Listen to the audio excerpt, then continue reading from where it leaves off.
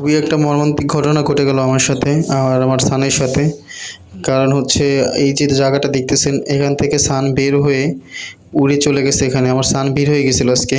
এখান থেকে বের হয়ে এসে হচ্ছে এই যে পেয়ারা গাছটা দেখতেছেন এই পেয়ারা গাছের উপরে পড়ছে।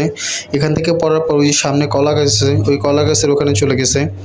কারণ ও নামতে পারতেছিল না, ওখান থেকে উড়ে এসে নামার জন্য ট্রাই করতেছিল। ওখান থেকে উড়ে আসে পড়লো হচ্ছে গিয়ে এই ব্যালকনিতে গিয়ে ওই গ্লাসের সাথে একটা বাড়ি খেয়েছে। তারপর এখান থেকে উড়ে এখানে আমি ওঠার চেষ্টা করলাম, না এখান থেকে উড়ে চলে গেল সোজা গিয়ে এসছে সামনে।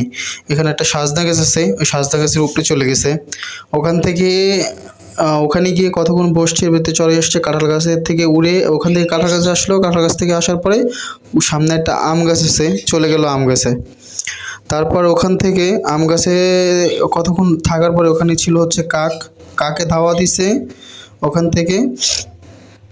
এই যে আম গাছটা এখানে ছিল, এখানে আমি উঠছি, ওঠার পরে আমাকে পাই নাই।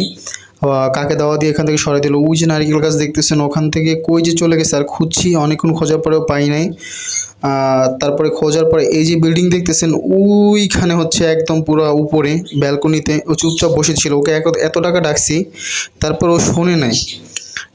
তারপরে হচ্ছে এলেক্সকে নিয়ে আসলাম। এলেক্সকে নিয়ে আসার পরে ও ডাক দিছে, ওইখান থেকে চলে সোজা এই যে বিল্ডিংটা দেখতেছেন এই বিল্ডিংয়ের উপরে ওই যে কাপড় চোপড় ওখানে ওই ব্যালকনিতে এসে পড়ছে। ওখানে এক আন্টি ছিল, পরে উনি হাত দিয়েছিল, হাতে চলে আসছে। তারপরে যে দেখেন অবস্থা হচ্ছে, নিয়ে আসার পরে খাঁচায় রাখলাম। খাঁচায় রেখে দেখেন সান খুবই একদম মানে চুপচাপ একদম ভয় পাইছে, অনেক ভয় পাইছে। আর সম্পূর্ণ ক্রেডিটটা হচ্ছে এলেক্সের, কারণ এলেক্স না থাকলে আজকে ওকে পাইতামই না। এলেক্স ডাক দেওয়ার পরেই ও ওখান থেকে নেমে আসছে, নাইলে ও ভয়ে চুপচাপ বসেছিল, কোনো সাড়া দিতেছিল না।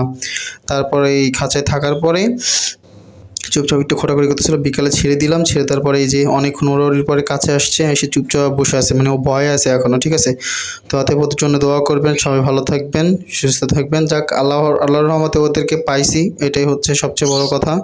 ওদের জন্য দোয়া করবেন। আর যদি না পাইতাম তাহলে তো আমার অবস্থা পুরোই শেষ।